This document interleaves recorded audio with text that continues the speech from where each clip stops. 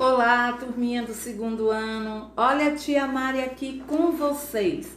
Tia Mari vai compartilhar um novo conteúdo, exatamente. No capítulo anterior, nós estudamos sobre os seres vivos, os animais, não é? Nós vimos suas classificações, como há uma grande diversidade de espécies deles, estudamos como eles se locomovem, como eles se alimentam, onde vivem. Hoje nós vamos iniciar também nossos estudos sobre esses seres vivos tão fundamental para a nossa vida também, as plantas. Vocês já observaram que nós encontramos plantas por todo o lugar? Pois é, nem que seja um vasinho pequeno, nós vamos encontrar algumas plantas. Elas podem estar no nosso quintal, elas podem estar na varanda de um apartamento, de uma casa, no caminho para a escola, tá? No parque da cidade, em belos jardins. Existem plantas também de muitos tipos, de diferentes tamanhos e formas, vivendo também em diferentes ambientes. E agora nós vamos conhecer um pouquinho mais desses seres vivos. Vamos lá? As plantas.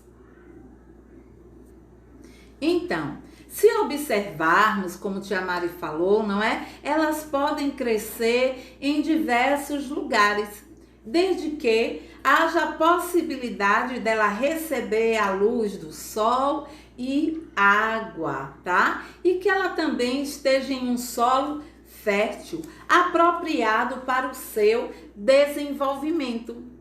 Elas são diversas, como tia Mari falou, e nos oferece sombra, nos oferece o seu fruto, suas flores, não é? Também perfumam o ambiente. Vamos ampliar nosso conhecimento?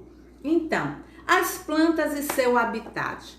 Cada espécie de planta está adaptada ao seu habitat. O que quer dizer isso, tia Mari? Onde ela vive, né? E isso depende também de diversos fatores ambientais, como por exemplo, se chove muito, se não chove, se é um local muito quente, se é um local muito frio, se tem muitos ventos. Por exemplo, vocês já observaram que em regiões secas, não é? A vegetação, ela é meio escassa, não é? As plantas não conseguem se desenvolver muito. Mesmo assim, elas são danadinhas e algumas delas vão se adaptar a esse ambiente.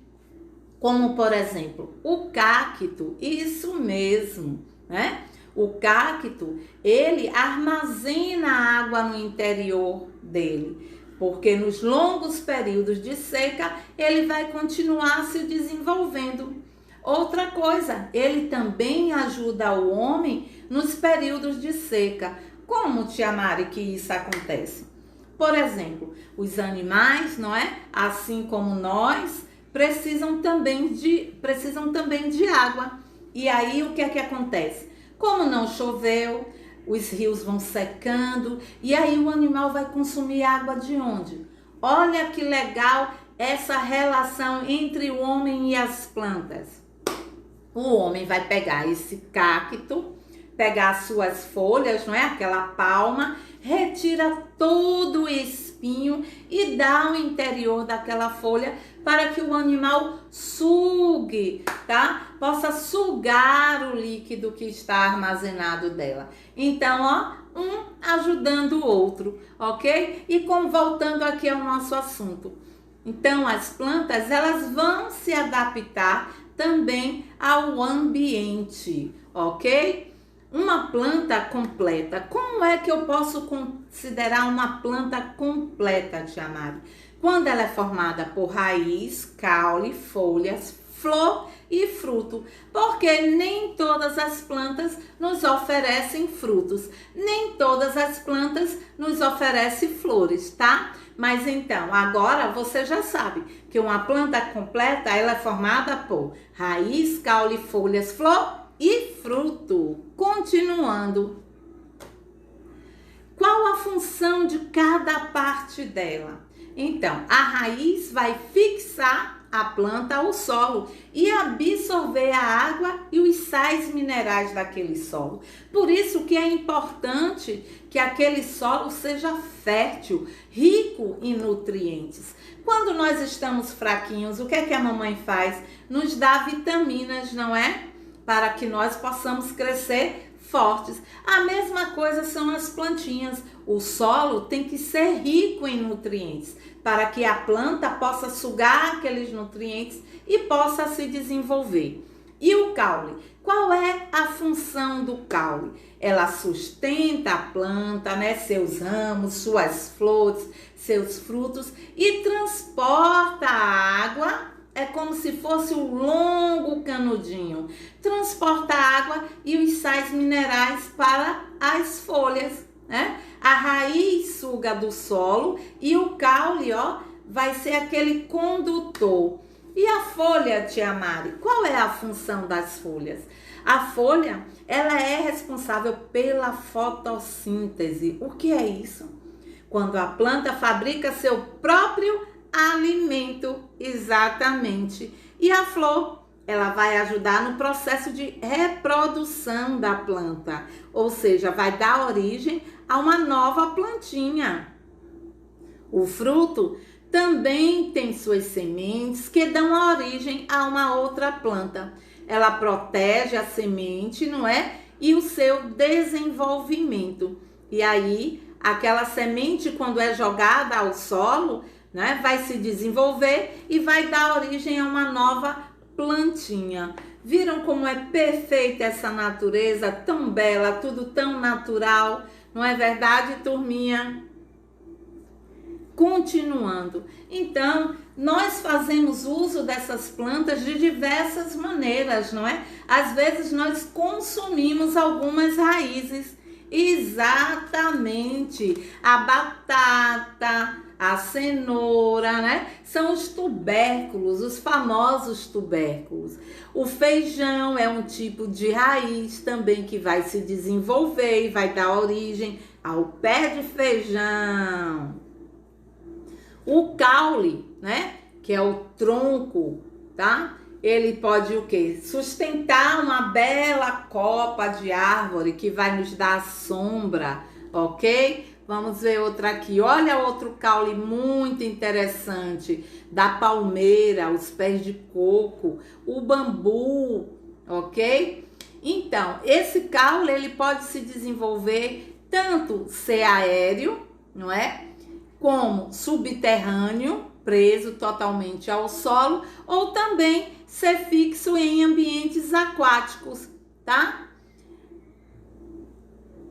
A fotossíntese, tia Mari falou nesse instante, não é? Que é quando é o processo em que a planta, ela produz seu próprio alimento. Já que ela nos oferece tantos alimentos, não é? Mas ela é muito sábia e ela, ó, produz o próprio alimento. Como é que isso acontece? Então, ela liberta o oxigênio e consome o gás carbônico, né? E aí, nesse processo de troca, ela vai precisar da luz solar, de água, de sais minerais. E aí, ela realiza e fabrica seu próprio alimento, se tornando aquela planta bem bonita, viçosa e dando os bons frutos e flores, né? As plantas, como é que elas se reproduzem? Como é que ela vai dar origem a novas plantinhas? Então, esse processo de reprodução das plantas, ela pode ser feita por sementes, como o grão de feijão, tá? Como a ervilha, como o milho. Isso são sementes, ok? Elas também podem se reproduzir como o próprio fruto, né? Como a cebola, a batata, né? São tubérculos que são plantados e vão germinar, ok? Outra coisa muito importante, nós consumimos essa vegetação, não é? Nós aproveitamos desde a sua raiz, como tia Mari falou nesse instante. E aí nós temos o quê? Cenoura, beterraba, batata, mandioca, tá? Os caules, a cebola, o alho, as folhas, não é? O alface, o couve-flor, ok? E as plantas, como tia Mari falou, têm diversas utilidades.